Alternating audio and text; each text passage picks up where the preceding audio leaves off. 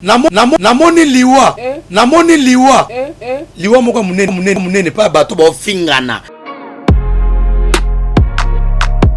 Liwa moko munene pa bato ba fingana. O bazoko kisanzambe soni. Ba obebisa mère. Na yebisi bino le roi Mosel Nanzame docteur Patrick béni du ciel, le prophète de l'Éternel, le prophète de l'Éternel. Namoni liwa na kati na bino bato bo fingana kawana. Liwa moko di coup brisque. Et puis bokolela bo changer bizaleli na yebisi bino le roi Mosel Nanzame docteur Patrick béni du ciel, le prophète de l'Éternel, le prophète de l'Éternel.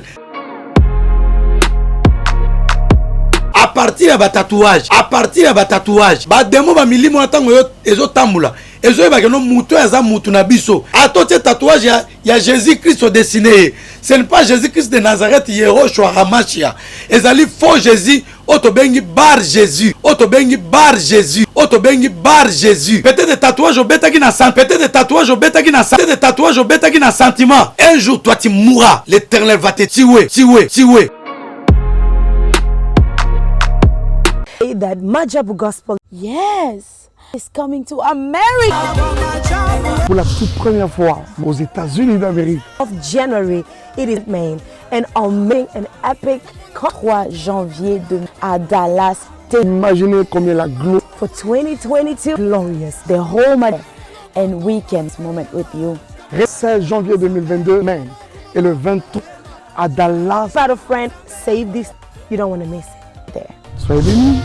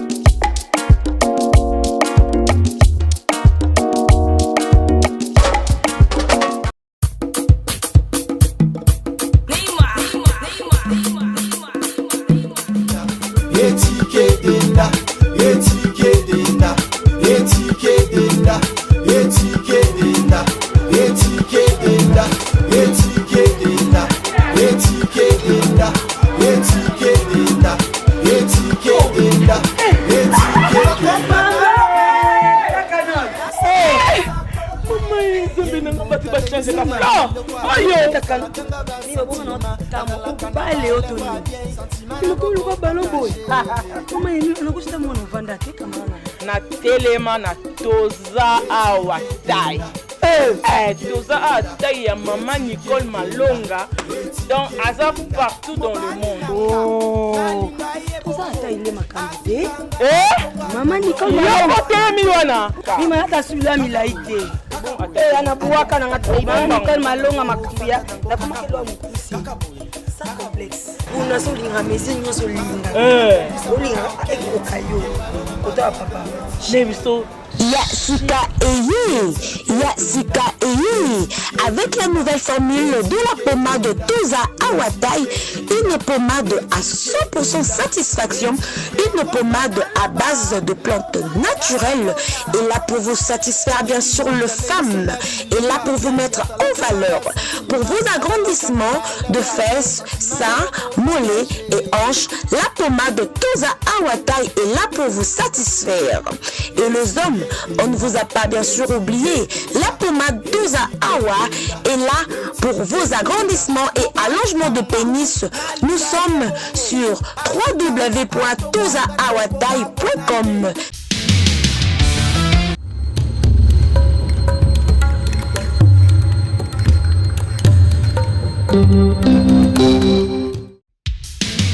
Merci, joie libre. Donc, c'est que la comité, vous signez content en Aïe. Mais pour vous, mon bien, vous avez la chaîne mon corps. Sarah la TV. Vous abonnez. Vous m'avez content en Aïe. Mais vous signez la Baxa. Nous avons 10. Il y a équipe. Nous avons un Suisse. Il y a Messi. Il y a surtout. Il y a Barcelone, il y a le monde entier. On va dire la femme et l'homme, ils sont dans le monde entier. Tous abonnés. Sarah la TV. Vous avez content en Aïe. Merci à vous.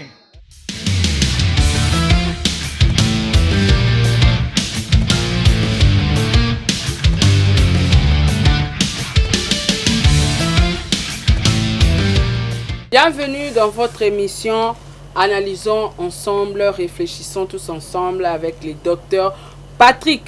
Donc voilà, merci beaucoup na bande konyos tout vous soutenir émission Oyo Nzambe na lola kantila bino apambola bino.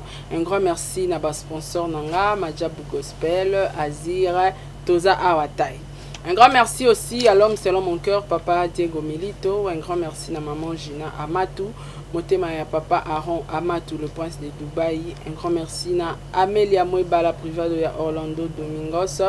Un grand merci à ba vrai nanga, groupe WhatsApp nanga, président bébé, la présidente maman Nathalie, na bandeko nyonso, ba fidèle ya Saratola TV. Un grand merci à mon équipe technique, ingénieur axe derrière la caméra, bon délivre, bon seke, pour le Mukendi, mon asukaba Mukendi, Jonathan Kivuna, les grands CG10 Amibali, un grand merci na yo, un grand merci na bande konyos tout, oyo, bo zaba fidèle, il y a émission na biso, analysons ensemble, tranche matinale avec le docteur Patrick. Montréal, sur rosa même langage nanga, vraiment fungwe langa plateau, lelo, Toza en bling bling avec le docteur, l'homme de la parole de Dieu. Connaissance à Osaranate, docteur. Bonjour. Bonjour maman Sarah, grand esprit, merci pour l'émission ya monene oyo na kombo ya réfléchissons ensemble, analysons ensemble. Nzambe apambolo parce que peuple de Dieu bazo ba connaissance na bango ebele ne balba que non, celui qui n'a pas de connaissance à Gokufa. Mon peuple périt faute de connaissances. Il faut le bota base de connaissance pour être baillé banzami na solo peba ou mela na mokili peba kende lola. Merci beaucoup. Merci beaucoup docteur Patrick. Boni Musala, boni ministère, boni bandimi, boni santé, boni ndaku, boni nyonso na yo. Ça marche bien? Merci beaucoup. Je pense que nous nanda kimezali ministère eza munene. Omoni nazana bana na poto, bana aux États-Unis, bana partout dans le monde et nazo bakisa toujours bana bamsobi papa toni tokoma bana na yo. Ozomona.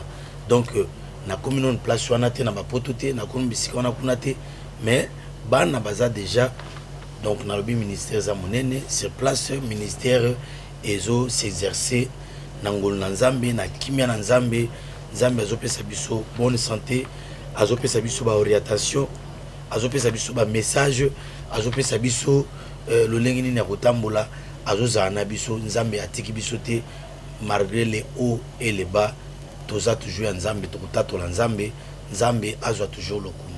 Merci beaucoup docteur Patrick. Je crois si j'ai na biso ya Christologie to komisa garoti da suka mais ana bande ko ebele pe bakotisa ki mo recours balobi te yebisa docteur asala ya biso émission na biso mobimba ya biso moko émission na biso momba ya biso moko donc ya biso moko na sens que ya Christologie hein bazala besoin ba yeba mbumango eyaka posa balingi ba yeba kaka yango wana mbuma wana baliaka eyaka nini et puis na kati ya Christologie ba questionnaire mutu pasie ngamo to ba beti ngamo na kokai no test eswinga no mutu deux fois ina lali ayo réfléchir si yango nzamba za nani. Merci beaucoup maman Sarah. Je pense que nous na Christologie na zoki ta ko expliquer makambo oyo et makambo ya mbuma bat bayaka ko luka mbuma papa mama mbuma oyo Adam na Eve baliaki ezali rapport sexuel te ndenge ba branamiste balobaka ba branamiste ne mutu bazo tia batu makanisi pe ba vanisa doctrine na bango na ba virgule ya Malachi chapitre 3 na chapitre 4 doctrine fanda wana et puis bazo ya kopengusa batu kolobaka no mbuma oyo baliaki ezali rapport sexuel mbuma les rapport sexuel te parce que na Bible balobela mambo rapport sexuel ngai nazali diplômé à éducation à la vie biso éducation à la vie to bien un rapport sexuel to bien un acte génital bien rapport génital rapport sexuel c'est l'ensemble des différences entre l'homme et la femme ozomona wana connaissance alors na Bible ezana ba forme belé balobaka ceux qui mobile na moi c'est pas sangani bakoloba que non Adam connaît sa femme bakoloba que non Adam monta sur la couche de sa personne nyos to neza ba expression alors nzambe akoko bomba te pona koluba ke non Adam abimaka na Eve non na Bible kutu bana ya Jida ezaki mwana liboso akufi pona ni abalaki mwasi abotite mwana mibale il fallait hériter mwasi wana selon coutume ya juif mais soko hériter mwasi wana oboti na ye mwana ko porter kombo ya grand frère o atu ko kufa mwana mibale habité ngana ko zwa semence na ngai na kobwaka na kati na ye ya bomwasi te na ko zwa semence na obwaka libanda makamba bongo bakoma yango bakoma yango bongo nzambe ayoka soni ya koloba ke non basanganaki nzoto ngai na ndimi te parce que scientifiquement parlant biologiquement parlant semence ya serpent so ekoti na nzoto ya mwasi il faut ebimisa mwana serpent même mutabuta miona Caïn Bible dit que non Adam connaît sa femme baboti Caïn siko bango bazolo ba ke non Caïn zaka mwana ya Satan wana babrana miste na ndenge nini est-ce que nyoka kobota mutu te na expliquer ki Genèse chapitre 1 tina 11 par rapport à ba scientiste bola nanga malamu na lobaki boy Genèse chapitre 1 tina 11 ezali ba récit o ba bengi ba mythe Mythe la Kissinine, ce sont des réponses données aux humanités par rapport aux grandes questions posées par les humains. Wana na ndenge ya makomi na nzambe te na ndenge ya révélation te. Parce que Bible zo bana 1 Corinthiens chapitre 14 verset 6. Apôtre Paul azol baboui. De quelle utilité serais-je parmi vous si je venais au milieu de vous et que je vous parle dans des langues inconnues? Ça ne sera pas raisonnable.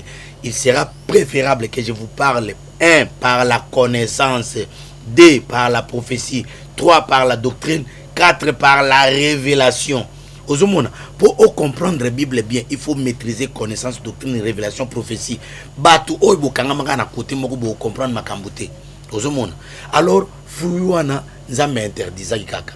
Alors Bible mobimba ezali parole de Dieu. Miti wana za ba scientiste ndé mutu baloba bolanda malam parce que maté na ngai na réflexion ensemble soko landi yango kaka na nzela to mukuse o comprendre il faut landa nyon surtout Bible tout entière ezali parole de Dieu parce que Bible zol baboy toute écriture est inspirée de Dieu utile pour enseigner pour corriger pour convaincre toute écriture est inspirée de Dieu mais bato basa parce que Bible basa na ba verset biblique té basa na ba verset biblique té donc ba auteur bato ba Louis II ba John MacArthur bato ba comment ba Scofield ba docteur nous soit théologie wana bango ba ko vendre sa Bible ba ko saper ba paragraphe ba A B C ba verset 1 2 3 pour épée sa sens na ninga kutanga ko zate e bandike baneti suka bono ata livre ba yaka ko fêter en feuille numéro 16 numéro 15 ozomona mettant prophétie bimaka son église mtazoloba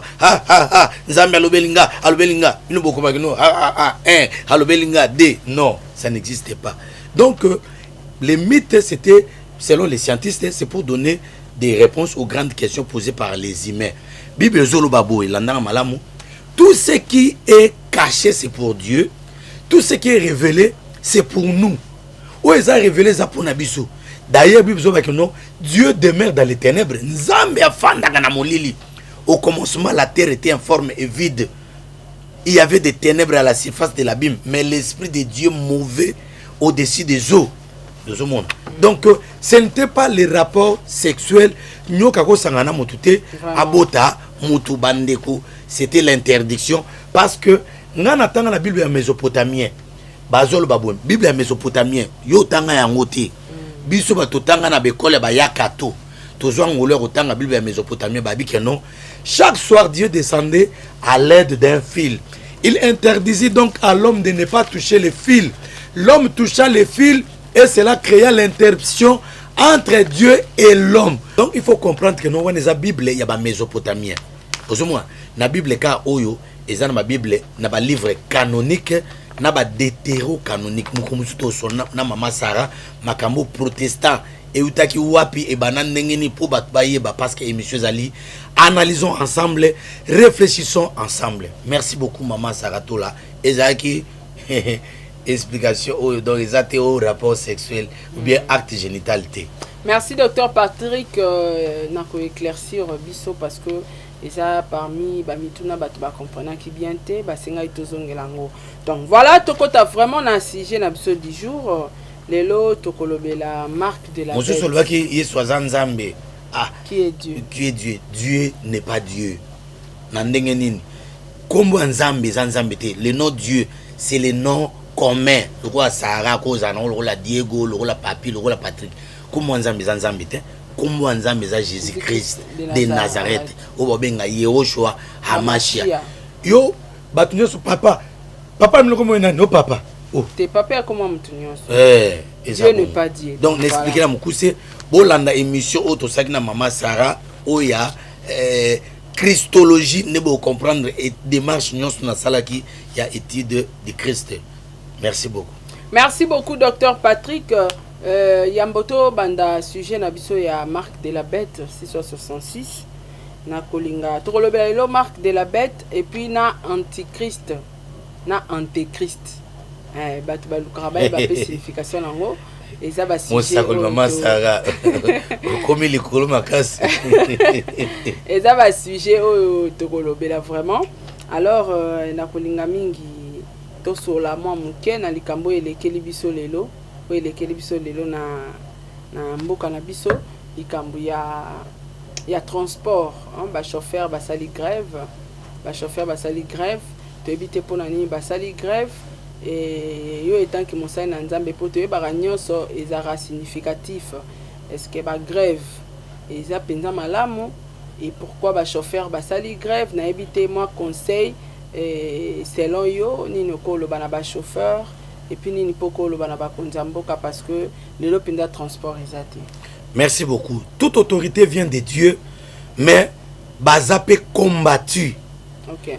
Nzambe na lola il faut abundela bakonzi na biso. Nzambe na lola il faut ya kosunga bakonzi na biso. Nga lokola mosako lokola prophète docteur Patrick Ben du ciel. Nazo prophétiser Nzambe apesa bino mayele. Apesa bino makasi ndenge ya ko diriger. Amen. Salomo asenga ki Nzambe abi Seigneur, peuple oyo nakokoka ko diriger yango te. Pesanga mayele. Nzambe apesa ki Salomo mayele ya ko diriger peuple, mais Salomo asala ki erreur. Il faut le faire Nzambe pesanga mayele ya ko mi diriger. Azoki mayele ya ko mi diriger te, ndengo koma na 1000 femmes wana. Ozomona 700 na 300. Kokibine na ba marié. Ozomona. Ba konza mboka na biso Nzambe apesa bino mayele. Popo diriger mboka oyo na bolingo. Na kosangisa bato. Mutu sola zo sa musana e azo mériter salaire. La Bible dit le précieux trésor de l'homme c'est l'activité. Bible dit celui qui ne veut pas travailler, qui ne mange pas non plus. Donc ceux qui mutazo sa musala on a biso cameraman azawana. Loko ma saro sa musala. Loko ngape na sa musala nzambe. Ne Bible ba biso boy. Ne savez-vous pas que ceux qui remplissent les fonctions sacrées sont nourris par les temples? Car j'ai ordonné à ceux qui annoncent l'évangile de vivre de l'évangile. Donc ceux qui n'annoncent pas l'évangile ne n'annoncent pas la bouille. Ceux qui pas molingo bengingai. Le rôle papa donné en France. À l'habité, il faut na pas mola yo. Le rôle papa Castello. Habité, il faut na pas mola kingai. Et ça m'a bête. Le rôle maman Titi Bouana. Habité, il faut na pas mola docteur Patrick. Et ça m'a bête. Tout travail mérite un salaire. Ceux qui chauffeurs à sali grève. Na mona ki dernièrement batonatra. Bazole la grève. Bakangi ba syndicat na bango. Ce n'est pas bien.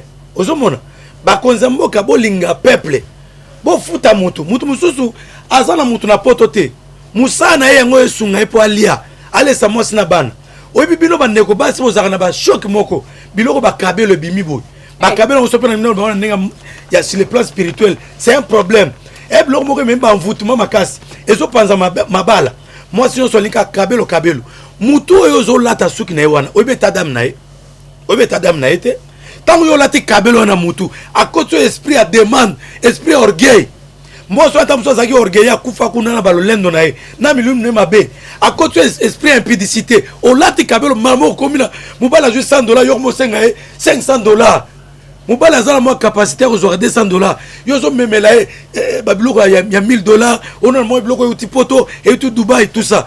kabelo tchaki na mutu wana. Alors papa tanga au travailler azo c'est la salaire na ye pour asunga mama et comment ça na fin de mois azuité mutu ako tomboka soki diable a tomboka na likolo nzambe osale bolamu à combien plus forte raison soki mutu azo ali futi na été akotomboka. Alors babiloko bongo ba soulèvement tango salamaka et aka ko affaiblir pouvoir biso to lingi mukonza mboka na biso akende liboso atombwama abatelama nzambe asunga ye mais bo sunga peuple bo futa peuple grève oyo ezama malamu te grève oyo ezopesa connotation moko malamu te oyo babiloko boye ba satellite tango bazwa ba image oyo ezokena ba TV5 bazolobela ngo baolakisa ngo ça ne fait pas bien. Ezo kitsa mboka na biso, ezo kitsa crédibilité mboka na biso. Moi ba investisseur ba ya ezate, moi ba tuba ko sunga mboka ezate. Donc na ko senga na ba o ba sengeli, o ba zane sika, ba yebi ke no misol mizali, pona ko futa peuple, bo futa peuple. Peuple zana posa alia, amela, à vivre. Ndeboye, bo ko fa na bino na kimia na kibokonzi na bino. Merci beaucoup docteur Patrick pour la réponse na yo. Alors deuxième question nanga eza rapidement étant que Moussa Nzambe lelo yo Diego chauffeur ou ya bomaki mama Yvonne batunion stu bayebi aza na prison ya Makala. Il paraît que esprit ya Yvonne ekomi kobima ebomi ekomaki kobimela e ti ebomi il paraît ebteni no koloba analyse ni ko sala sur Yvonne esprit na ezobima na Diego akufi na prison. Merci beaucoup. Ngana ko souhaiter liwa ya motuté. Ozomona. Mais Bible les salaires du péché c'est la mort. Les dons gratuits de l'Éternel c'est aussi la vie éternelle en Jésus-Christ. Ozomona. Nazo ko tela motuté. Soko bomi mutu. Po Yesu Christ aki pona ko abolir loi te. Mais pona ko accomplir. Ozomona. Ayo ko abolir loi te nakata loi zaki hey pour hey. Obomi ba ko bomayo. Il y a même dans le Nouveau Testament, le salaire du péché, c'est la mort. Kobo meza mabe. So kobomi, mili me komi bimele ko landa yo. Eza faute na yo. Parce que kaye pe babita mu abela bomi kaye. Mungongo ne makile bani ko ganga et bani ko loba. Donc sur le plan spirituel, sur ba bimeli, oui, je confirme cela dans la parole de Dieu parce que voya kaye et bani ko ya belle. Ezo ganga kayo salinga bo pona ni. Nzambe yo ki makelele ayoki ba cri ezobima na makila ozomo tango yotangisi muninga makila okazi que non akufi et keka bongo non son sang a le pouvoir de réclamer la vie de son corps. Donc yeba que non o sali muninga mabe obomi mutu ekolanda yo Maman Sarah grand esprit nazo yebisa yo Bible zolba boy. Si les méchants restent impunis, ils n'apprendront pas la justice de Dieu. L'âme qui pêche, c'est celle qui mourra. Yozo landa biso. Koboma mwana yote pona bozwa mokili. Koboma mwana yote pona biloko mokili pona bomengo mokili. Biloko nyonso ekoleka. Eza na bato ebele ba sacrifier bana bango. Eza na bana ebele ba sacrifier ba parana bango. Ozumi tuka, ozumi mapango. La Bible dit à quoi sert bon à un homme de gagner toutes choses de la terre et qu'il perd son âme, la vie éternelle. La vie éternelle, l'eau les allie. Le ciel existe. Un jour, au son de la trompette, à la voix d'un archange, à un signal donné, le Fils de l'homme, à Koyako Telemanamba Pata, au son de la trompette, Okokende, Okozala Wapi, Nenzembo Baimbaka, Mokolo Wane, Mokolo Wana, Mokolo Wanandeko, Okozala Wapi, Soko Bomaki Mutu, Obomi Mama Sarah, Obomi Banaye, Okozwa Nini, Tika ya vivre na mokili. Ata mutu asali mabe, Tika Nzambe, Yé moko à s'en charger. Bible zoba que non ne maudissez pas. Mais toutes choses, bénissez. Si vous bénir, et ça va être makala mutu, vous tia le couleur mutu. Voilà en quelque sorte. En tout cas, merci docteur Patrick. Je crois que tu as trois questions à part. Docteur Patrick, naïbi kota la réseaux sociaux. La réalité comment les canaux réseaux sociaux et comme moi somme makasi. Naïbi tant que yo za mosaïla nzambe. Otala kango na misu ya bomoto pe na misu ya molimo. Conseil ni no ko pesa na biso batu to ko travailler na réseaux sociaux na bato batala ka biso. Réseaux sociaux eza malamu parce que na prophétie na apocalypse balobela ma réseaux sociaux. OK. Ba comment on a Bible té mais comment on a Bible tes réseaux sociaux Facebook internet comment monter mais ce que ça na mayele ya bonzambe le rôle abiso na relation que no comment on apocalypse ndenge nini réseaux sociaux ezo kota satana réseaux sociaux bonzambe pesa na kati mais réseaux sociaux za bonzambe ndenge réseaux sociaux zabo et ma prophétie apocalypse parce que Bible zo baboui après enlèvement des témoins bakoya na Israël bakoyebisa ba momoni Yesu bobomaka wana azaka mwana nzambe ya solo des témoins wana bakoboma bango na place publique na place où babomaka Jésus-Christ na montagne de crâne tant bakoboma bango bibembe na bango ekolala 3 jours wana après 3 jours bakosekwa bakomata likolo balobi monde entier koyeba sango wana au même moment monde entier koyeba sango alors monde entier koyeba sango wana comment c'est que prophétie déjà internet balobela kango déjà pour sango ba na mbala moko na minute et ça réseaux sociaux ozomona réseaux sociaux balobela na Bible mais tant mususu webi makambo yo bato mususu bazobenga bazo comprendre na zo ta ebele ko expliquer makambo yo la ndaka réflexion o ya mama Sarah o émission yo malam alors par rapport à bato mususu bazui instrument oyo réseaux sociaux pour na ko rendre ba compte na bato azana problème na mama Sarah akobeta minduki na mama Sarah nazo ebisa bino lokwa mosali na nzambe namoni liwa namoni liwa pa bino bato ba fingana namoni liwa moko munene pa bato ba fingana o bazoko kisanzambe soni o ba obebisa culture ba obebisa mère na yebisi bino lokwa mosali na nzambe docteur Patrick Béni du ciel le prophète de l'éternel namoni liwa na kati na bino bato bo fingana kawana liwa moko di coup brisque et puis boko lela bo changer bizaleli awa na réseaux sociaux bato balingi makambo maté ate soko tei bato bazotala muke soki kofingana bato bazotala ebele kofingana eza malamu te kofinga mama Sarah nga na opeso conseil kokota na kati ya makambo wana te ya kofingana obike no kofinga eza lisumu Bible zo bakino soki ndeko na bafinga raka eza lisumu bazo condamner na kati ya Bible okofinga bato pona nini yo zana bana éducation yo kofinga ozana bana ozana ba parents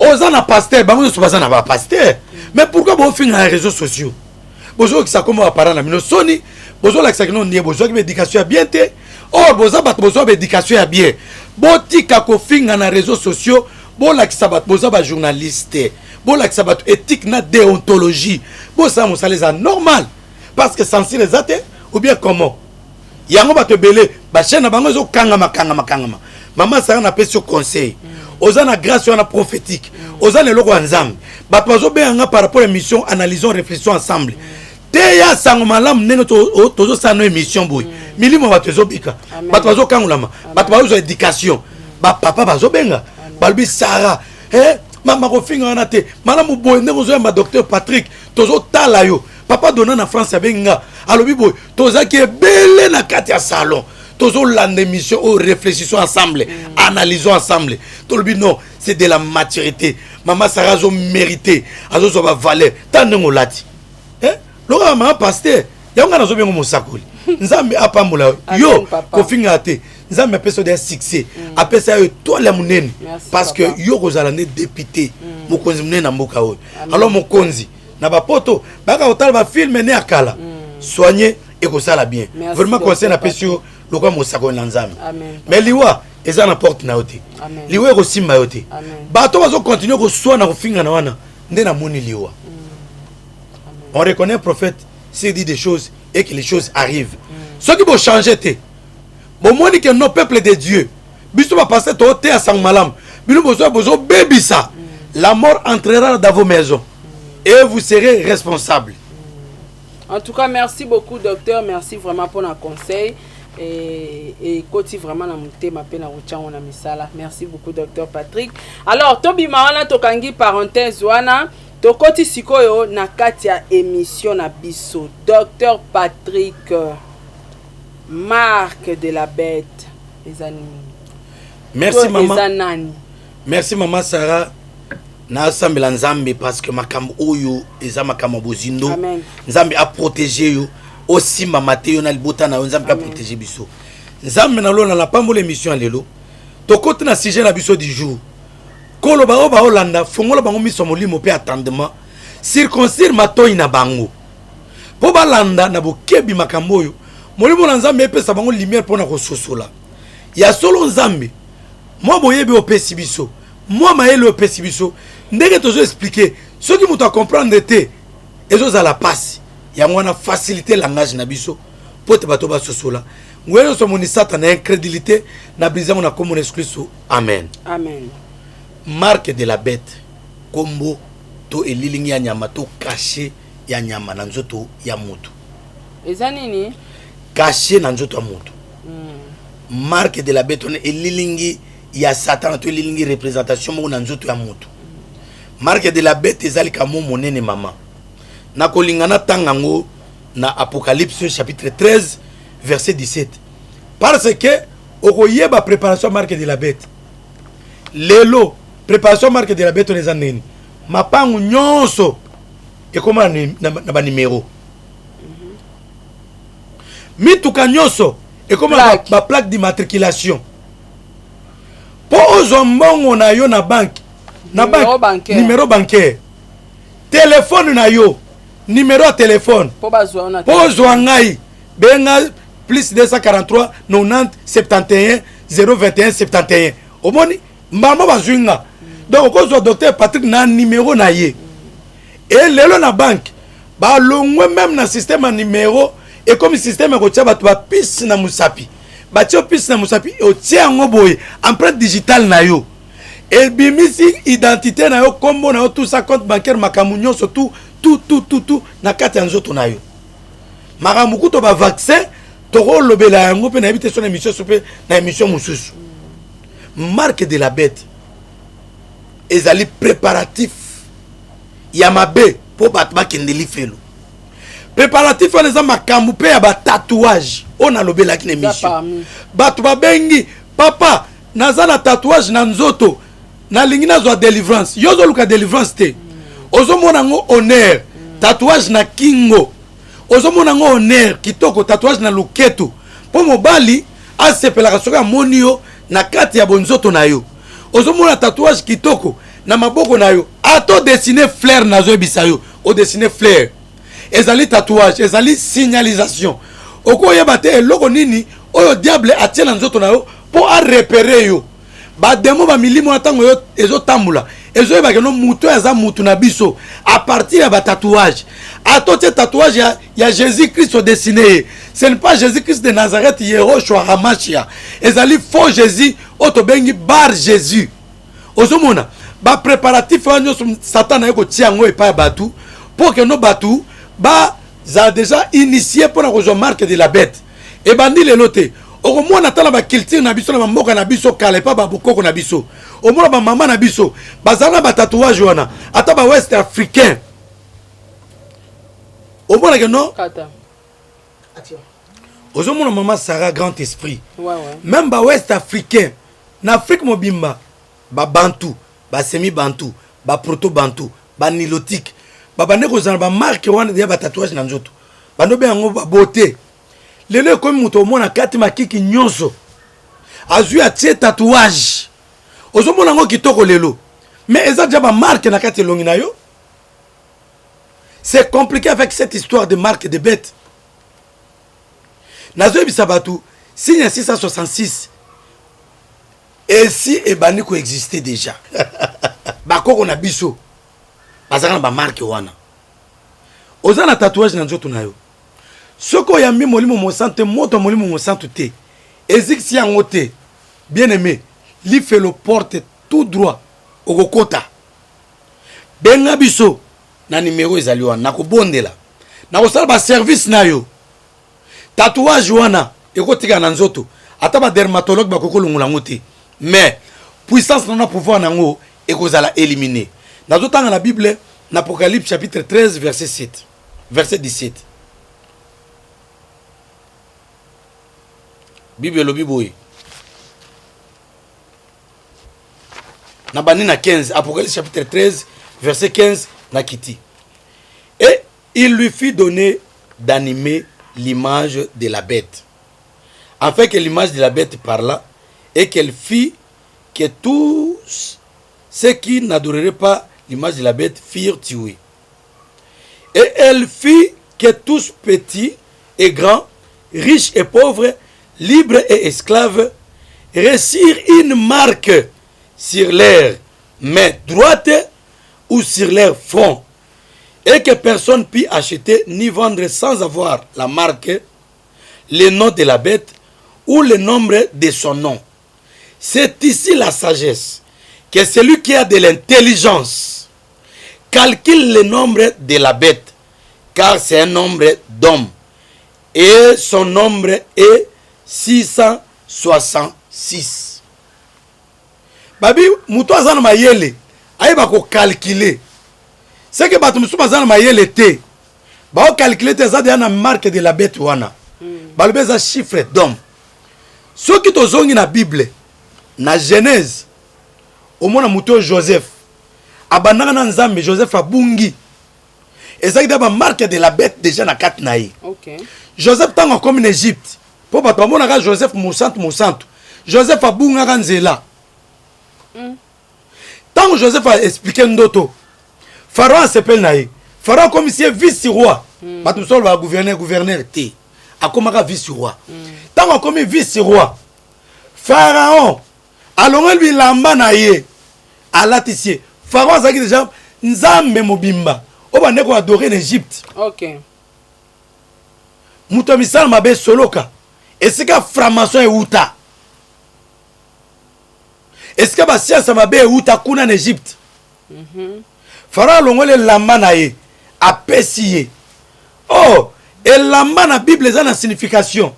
Tango Élisée a joué lamba Élie.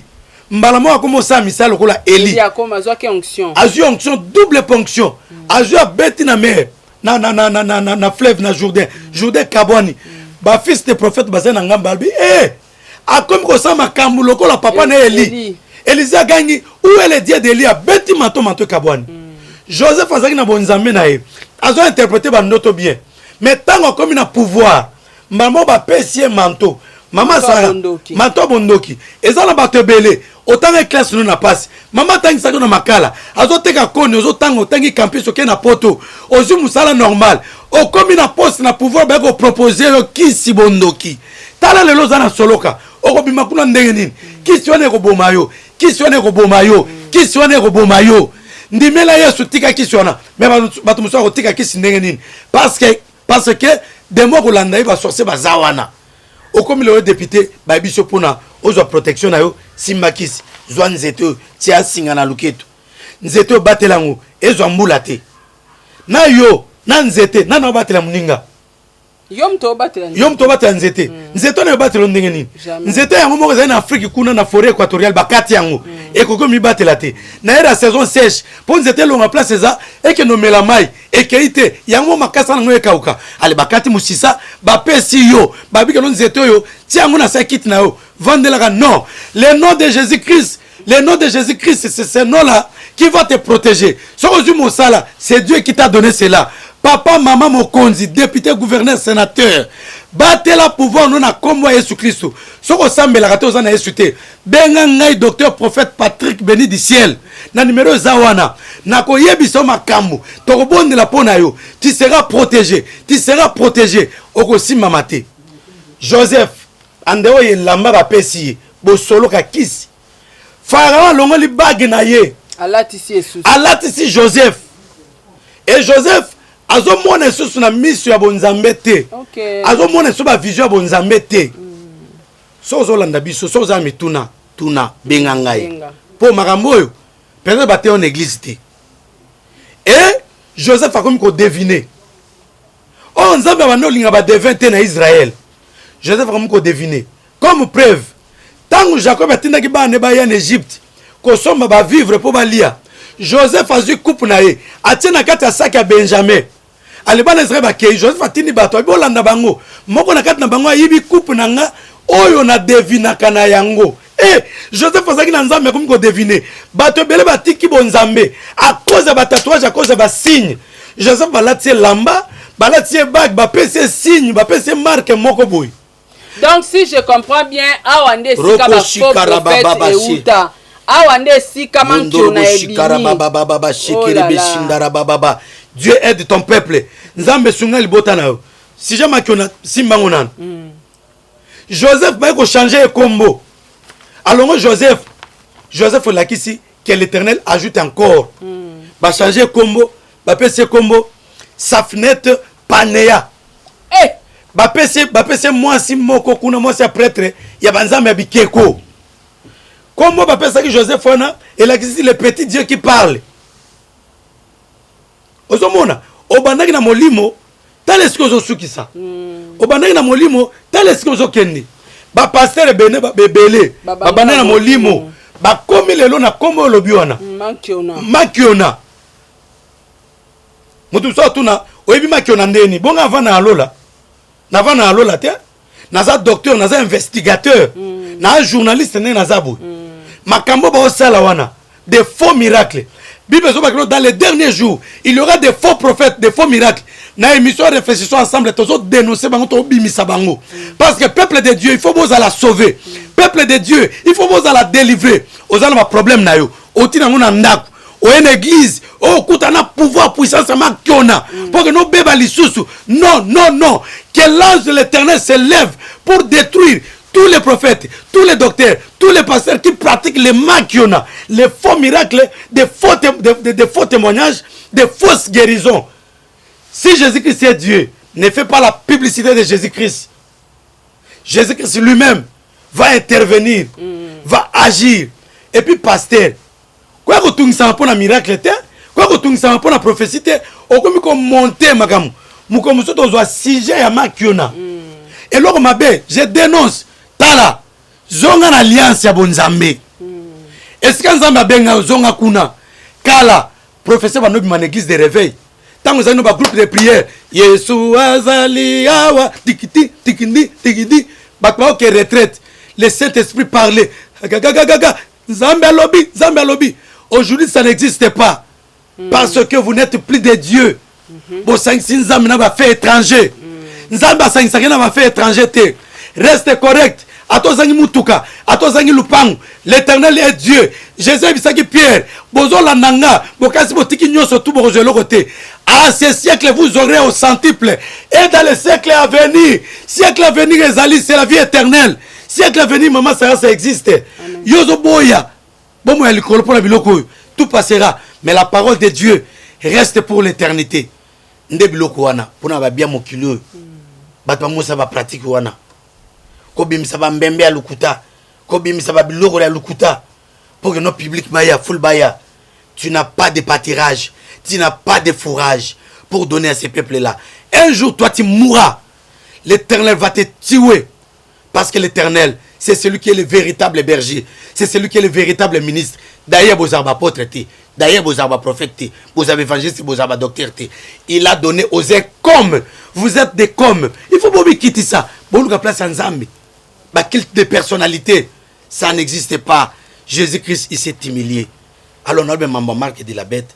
Bah, le awa, ce qu'on a marqué, oyo te, on a pouvoir y ressombate, kokene wenzete. Marque de la bête, oyo, 666 chiffres d'homme. Alors, on a le maramou ya Joseph. Tala Joseph, n'engeni na pengu na ye. A late la marwa, a late bague mystique, a commis qu'on devine. À se perdre. Donc, marque moi que côté la carte en zone, on a ça qu'il doit savoir. Mais Joseph, on va dire comment on a ma vision interprétée. Pourquoi Joseph a eu qu'on discerner que nos bagues à Mabé? Hein? C'est compliqué. C'est compliqué. Et tant que tu pousses à ni, tu comme le livre de Daniel. Bible Zol Baboui. Les rois, n'attendent à Daniel. A tomboli statuette moko ya moulaï atongi ekeko moulaï ekeko moulaï ezaki na longueur ya 60 coudées chiffre 6 l'argent nango ezaki ya 60 coudées il y a 6 coudées plutôt chiffre 6 Et puis hier roi, ou a initié qui makamouana. C'est un homme qui était créé le 6e jour. Ça fait 666, les chiffres d'homme. Alors, roi a pesi ordre. Que non, et que koyo, ce qui, na télévision, boki ba makelele, ba kelelo, ba fanfare, ba guitare, et ba niko beta, mutu nyonso afuka melango. L'être on a épesami partout dans le monde. Parce qu'à cette époque-là, il y a Babylone. Parce qu'il y a un pouvoir. Il y a diriger Afrique, au Babengi Midi. Il y a diriger Europe, au Babengi Septentrion. Il y a diriger Orient, au Babengi Asie. Et le reste est Occident. Alors, le roi a pris ordre. Que nous, ceux qui m'a kelele, et beti, mutu nyon soit foukamela. Pouf!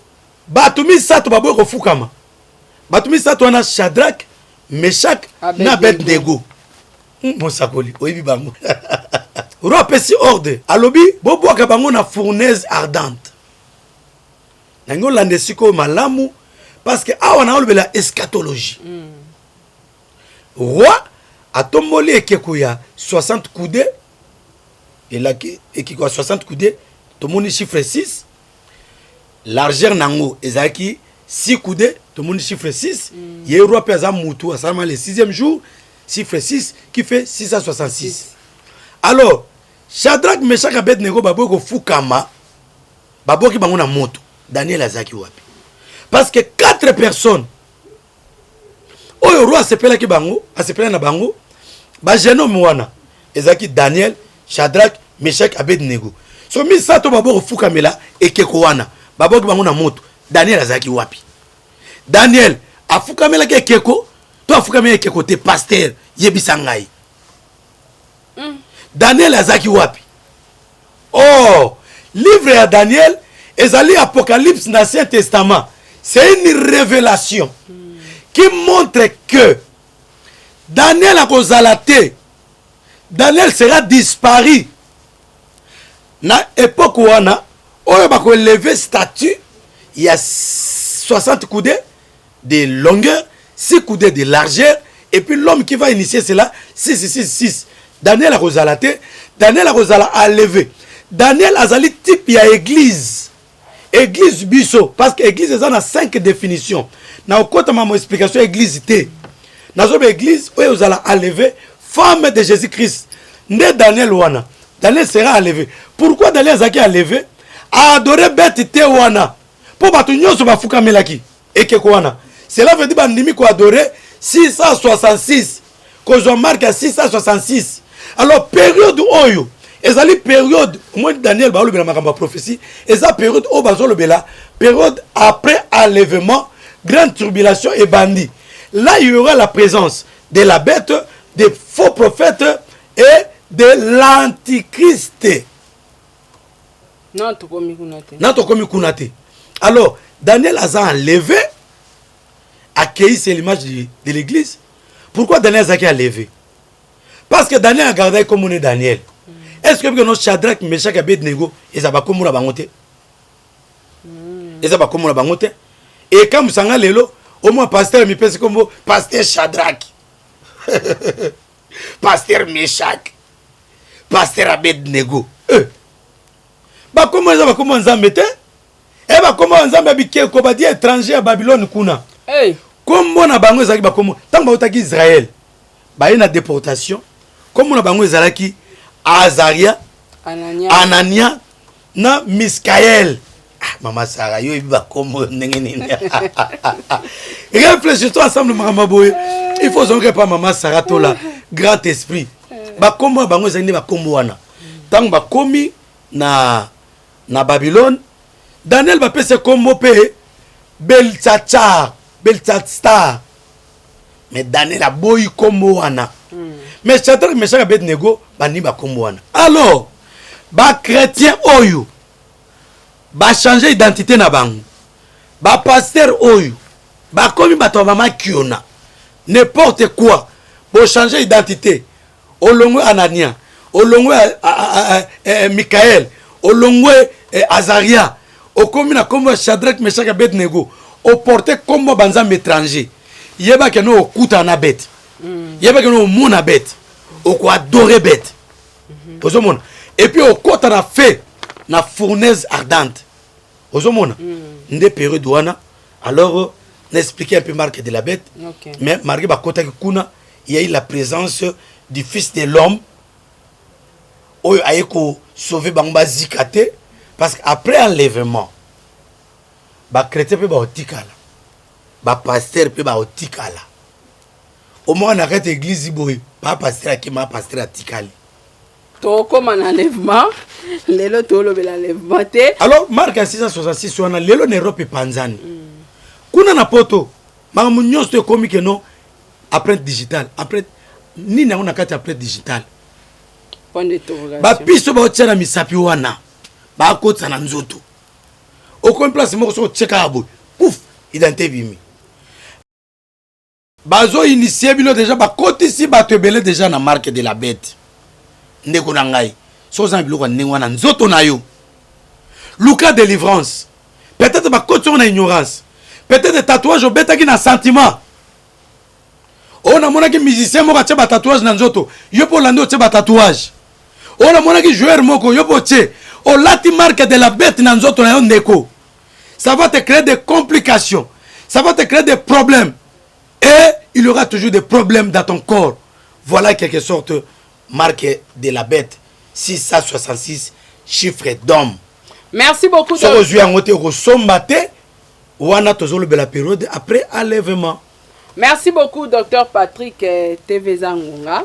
Mena kolinga to chite na vidéo oyo antichrist na antéchrist lobela ngolobi to chite na vidéo oyo Montréal tshela biso nanu élément oyo na régie Tolanda 666 eza ya Nzambe ya sika numero wana eza ya Nzambe ya sika nandimeli sini ya 666 pona moni tata Nzambe nda lakisi nga yango lakisa yango na bato nanga mokili mobimba 666 eza limero ya Yesu akotaki nango na mboka boyenge beni soki ozwi limero wana te ya 666 kombo na yo pe na buku ya mwana meme ekokota te bato bakotosa limero wana te bakokota te po balobi to pesa yango bato na pesa yango bato na makasi soki limero wana eza te na buku ya mwana meme okokota te tata bana kufi na mibeko na biso tosaka na mibali mbulami sato ya tata ya mwana ya molimo santo lo toma mobali fakufa mande ko kipo balaka kibiso ndenge na zubino boy mesekolo lo Augustin mbula misato soki koki nazo boma yo ondimi yango pesa nga réponse andimi oui na loboka mobali mbula misato pe koki akufa pa bela te atiki cérémonie nyonso mbongo ya kokunda ye moko atikaki nango ndako mukolo pe azolakisa mbongo 3 heures biso tokufaka 3 heures mutaki Nzambe na okinzoto malili bandeko nanga na ebite soki bino pe bomoni o nga na moni Dr Patrick nde awa toko cha fin na émission na biso lelo Dr Patrick vidéo oyo landi okolo bani na vidéo oyo ezali pasi mingi pona vidéo oyo batoyo bakoyembe la marque de la bête bakoyembe la bakolobe la marque de la bête mama ça répète nga passe natanga nano na Matthieu chapitre 24 pour nous conclure Matthieu 24 15 oh Jésus c'est pourquoi lorsque vous verrez l'abomination de la désolation dont a parlé le prophète Daniel établi en lieu saint que celui qui lit fasse attention. Nabandeli, c'est pourquoi lorsque vous verrez l'abomination de la désolation dont a parlé le prophète Daniel, établi en lieu saint que celui qui lit fasse attention. Lelo, na l'église, ba décore comme ça mana sima podium satanique. Otali décor oyo. Église yango ezape awa oyebi mwana tanko muzati ba décor eza temple ya franc-maçon ba décorer on a sima na temple c'est compliqué tant que mona makambo abomination et qu'on s'installe dans lieu très sain. Oyo azana miso pe mato ya molimo ayeba ko sa lecture atanga. Parce que ba faux prophète to ko yeba bango na bambuma na bango na bizaï na bango to ko yeba binu. Tala batoyo ba pesi batu malili. Bazo yemba biso ka 666 soko ndime 666 te eza elembo ba pesi biso po kuta na Jésus po kuta na Jésus 666 te. Bible zo ba kino celui qui n'est né d'eau, celui qui n'est pas baptisé ne verra pas Jésus-Christ. Il faut baptiser ma on dimela. Oto sama malako makomi nde okuta na Yesu Christ. On dimela Yesu. Azala mokonzi pe mo biksi na yo nde okota na lola parce que il est le chemin, la vie et la vérité. Image pesika malili batongo bazana zamba bazo kosa bango bazo détruire bango bazo ndimisa bango. Ozomona préparation il y a 666. Ezana mokonzi ya yakato yepe na ekoti na ye na biro ya porte na likolo bakoma makamoko wana ki latin bakoma boy oyo azali oyo a remplacé mwana ya moto a remplacé Yesu. Celui-ci est le remplaçant du Fils de Dieu. Soko ça chapeau bakoma 666 bakomi écriture romaine wana. Soki o sali calcul nyonso tout soki o yena kaina bika na calcula déjà o so calcula et pesa 666 VIC na calcula déjà eza passe pour na yakato eza passe. Alors batoyo baza ba sataniste batoyo baza bato kolanda te. Jésus-Christ est le chemin, la vie et la vérité. Il est celui qui va te sauver. Crois au Seigneur Jésus-Christ. Ndimela Yesu. Atoza na problème, atoza na difficulté. Yesu aza fait. Amen. Aza final. Amen. A mettre fin na ba problème nyonso tout. Ozo tungisa yo. Ndimela ekaka. Tia confiance na ye. Oza na poto, oza wapi na Afrique, oza na Congo, oza na biso partout. Yesu ne tozo tombola na émission oyo. Yesu ne nazo tombola na émission oyo. Aza final. A okata makamu na yo. Mubali nga boya yo. Pozo botate. Libale sile lengi. Yesu aza fait. Benga biso na numéro nako sungo na mabondeli. Nako sungo na ba prière. Oza ba problème. Olungo zwanini. Mikanda po fan sama solo. Benga Yesu. Yesu aleki nyonso. Yesu akosala bolamu. Kondimina batoti. Oyo eza religion purement satanique basé belé na basenema ya ba fausseté comme ya batuna apostasie libota na nzambi tango ya suki belemi. La Bible dit mes brebis attend et comprend ma voix. Ba pate na Yesu bo sosola enlèvement ezakoya église na nzambi fait matin. Merci beaucoup, Docteur Patrick. Nous sommes arrivés pratiquement à la fin de notre émission. On a habité aux Anna quelques dédicaces. Maman Sarah dédicace nanga liboso ezai pa na yo. Merci papa. Grand esprit. Na pesi yo merci mingi longonya okende liboso. Amen. Merci ndepo ndimi conseil nanga na émission lelo. Merci papa. Bible zo ba que non l'humilité précède la gloire. Amen. Et aux alliés épargnés na kati ya liwonga na moni et pas bato ba finga naka. Merci na yo. Merci na ba cameraman nyonso. O ba obimisa biso kitoko boy. Po botala biso. Merci na mutozo landa biso.